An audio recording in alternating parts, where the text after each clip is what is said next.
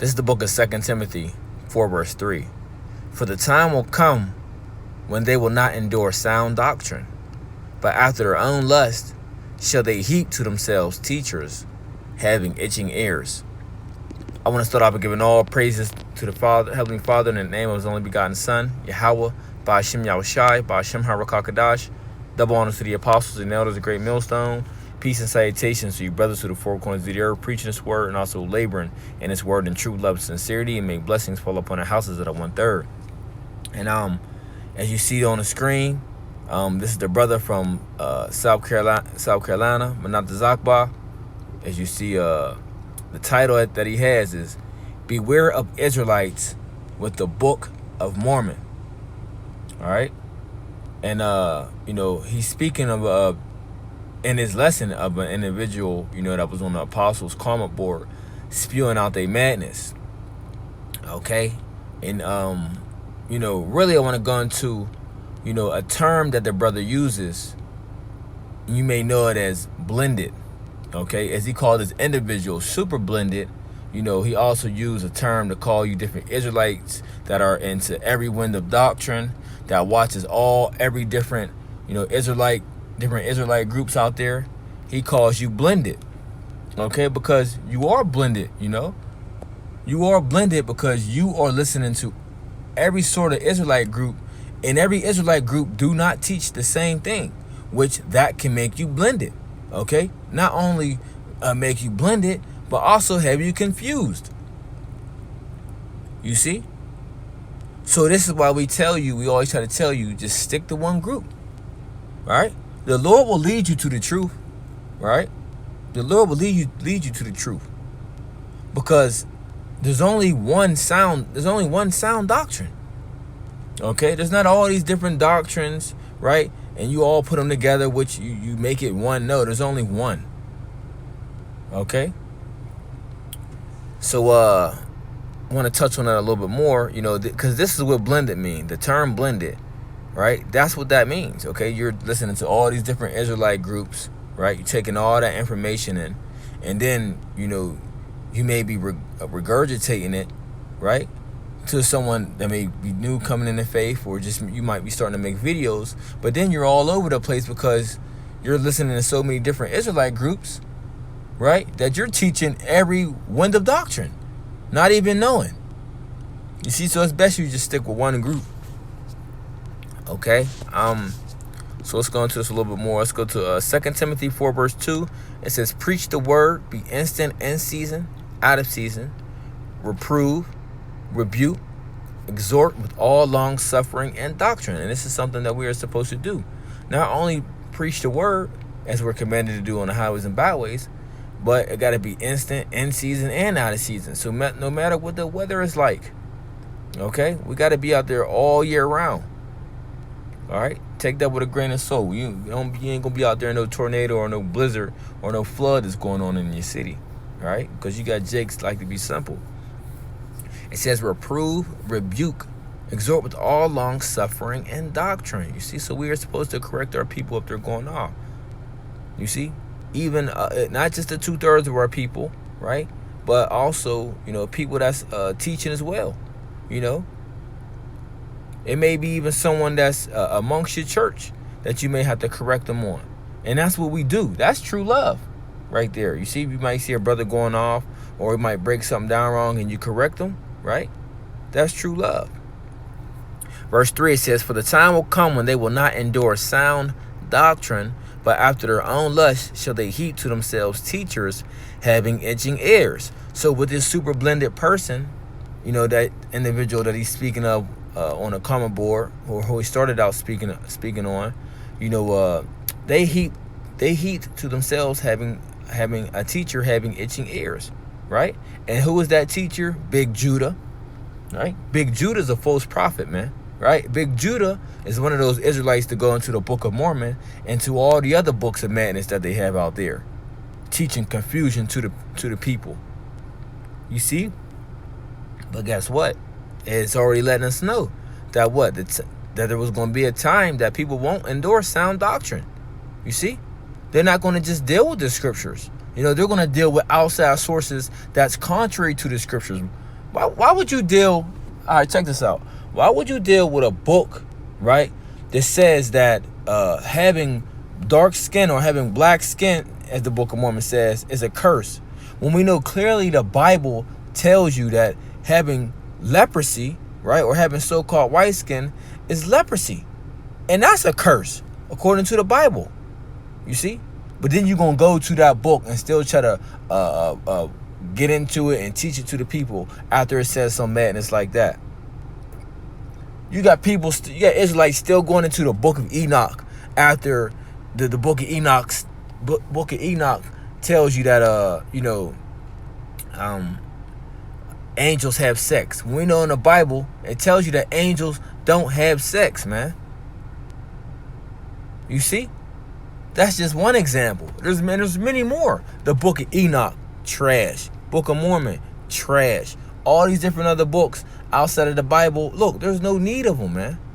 There's no need of them because they're all a waste of time. They're all vain. You see? But Jake be looking for so much other stuff to get into, right? Because the Bible is not enough for them. As brother always say, man. The Bible is not enough for Jake, man. You see, Jake be trying to be 10 deep. Right? Jake be trying to be 10 deep, but can't even break down certain mysteries of the scriptures, man. Let's continue. 2 Timothy 4 verse 4 says, and they shall turn away their ears from the truth and do what? And shall be turned unto fables. Let's go into this word fable. And the Greek is mythos. A mythos, right? Myth, right? Comes from the word myth. Says a fiction, basically a speech, a word, a saying, a narrative, a story, right? A fiction, a fable, an invention, a falsehood, right? An invention, a falsehood. You see, in these different books are what?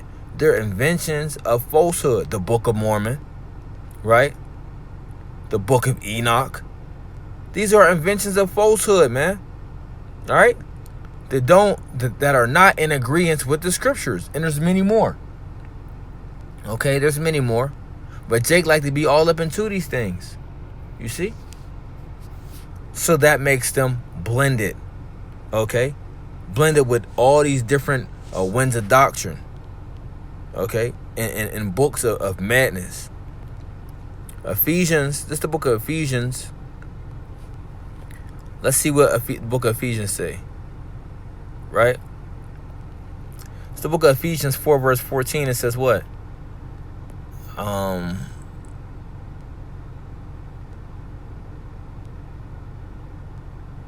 Let's start at 13. It says, I'll start at verse 12. It says, let's see. For the perfecting of the saints, for the work of the ministry, for the edifying of the body of a Mashiach, right? All them different offices, till we all come in the unity of the faith and of the knowledge of the Son of the Most High, into a perfect man, into the measure of the stature of the fullness of a Mashiach, that we henceforth be no more children, tossed to and fro, and carried about with every wind of doctrine, right? Because when you carried about every wind of doctrine, what? Meaning you're blended. All right? You're not into sound doctrine, right? But you're carried about with every wind. Okay?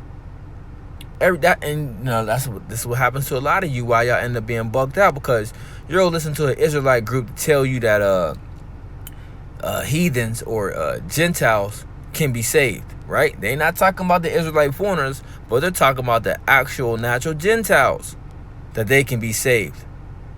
You see? You'll listen to certain guys that tell you John the Baptist wasn't in the truth, right? Or Paul was contradicting what Yahushua was saying. You see? Something to that effect of that's what an Israelite group is claiming, right? But these are false, man. You know, what else do they have out there, man? all types of things, man. If it's against the scriptures, right, then and you're following all these different people, then you cared about with everyone the doctrine, man. By what? By the sleet of men and cunning craftiness, whereby they lie in wait to deceive. You see that? There you go, man. You don't want to be tossed to and fro, man. But this is what happens a lot of times when you guys be all into these different books, right? And listening to all these different Israelite groups, man. You see? Let's go to 1 Timothy. Check this out. 1 Timothy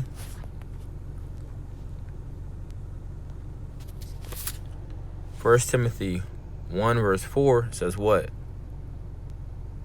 Neither give heed to fables and endless genealogies, which minister questions, rather than godly edifying, which is in faith, so do. You see?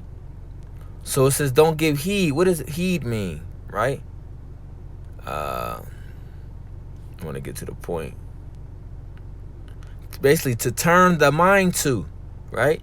To turn the mind to give heed to, or give attention to. You see?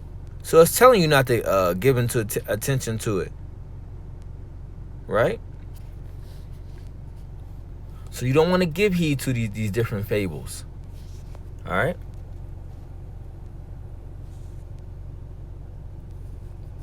Isaiah 34 verse 16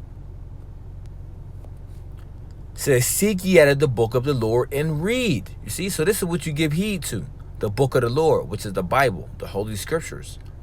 Seek ye out of the book of the Lord and read. No one of these shall fail, right? The prophecies ain't gonna fail. None shall want our mate. Mates meaning a mate is when you join with someone, right? The Bible doesn't need anything to join with it. The Bible can stand alone. For my mouth it have commanded, and his spirit it have gathered them. You see? So this is what you're supposed to be giving heed to. This is what you're supposed to be seeking. Seek ye out of the book of the Lord and read. Okay? This is what you're supposed to be doing. Right?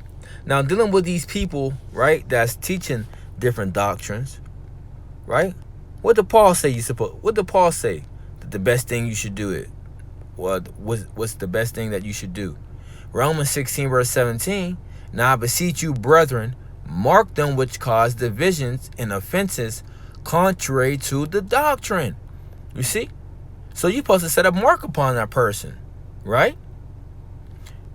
It says, mark them which cause divisions and offenses contrary to the doctrine which ye have learned, and avoid them. You see? So you're supposed to be avoiding people like false prophets like Big Judah. You know? You're supposed to avoid those guys, man.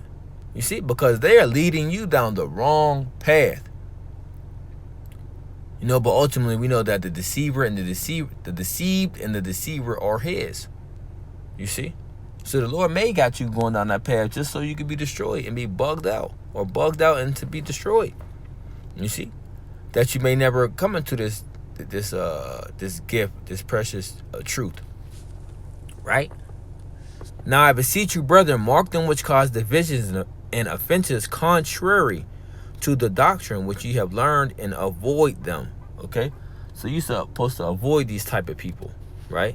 That's teaching contrary to the doctrine, right? That's causing divisions and offenses. 1 Timothy 6 verse 3. It says, if any man teach otherwise and consent not to the wholesome words, going also meaning sound, even the words of our Lord Yahushua Mashiach, and to the doctrine which is according to godliness, he is proud. Big Judah, proud. The other person that's on the elder brother's comment board, right, speaking like he knows some things, he's proud. Right? Instead of humbling himself down and getting a true understanding, right? Why you should not be going into the Book of Mormon. Because it is complete madness and it's contrary to the scriptures. You see? It says, he is proud, knowing nothing, but doting about questions and strifes of words, whereof cometh envy, strife, railings, evil surmisings. But that's the point. That's all I want to get on that. What's going to this word doting is nausea. It says, metaphorically, of any element of the mind to be taken with such an interest in a thing as amounts to a disease to have morbid fondness for. So basically, so it says to be taken with such. It says of any element of the mind. Okay, doting. You see. So the point of this is, man, hey, man, if you teaching otherwise to these scriptures, man, right? I'll read it again. If any man teach otherwise and consent not to the wholesome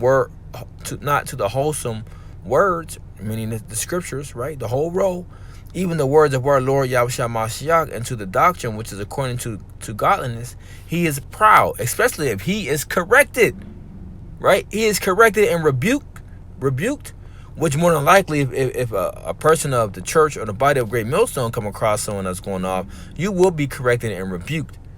And if you don't correct the statements that you have made, right, that you're speaking about, contrary, the things that's contrary to the scriptures, right, and you don't want to turn from it, then you're just a proud person, right? As it says, he is proud, which the elder brother Manatazaba rebuked and corrected Big Judah and let him know how he was going off. But Big Judah made responses in a proud spirit, like many other people do when they are rebuked and corrected about going off according to the scriptures, right, and teaching false doctrine. You see? So, if you're listening to all these different people, if you diving into all these different books, right, you're a person that's blended, man. You see? You're a person that is blended. Okay? I believe that may be it, because I didn't want to make this too long. I just wanted to touch on the fact that, what makes you blended, man. Dealing with every wind of doctrine makes you blended, and listening to all these different Israelite groups, which you're taking in or taking heed to all these different doctrines that these guys are teaching. That's the reason why you're listening to them. Yeah, that's the point, because I don't...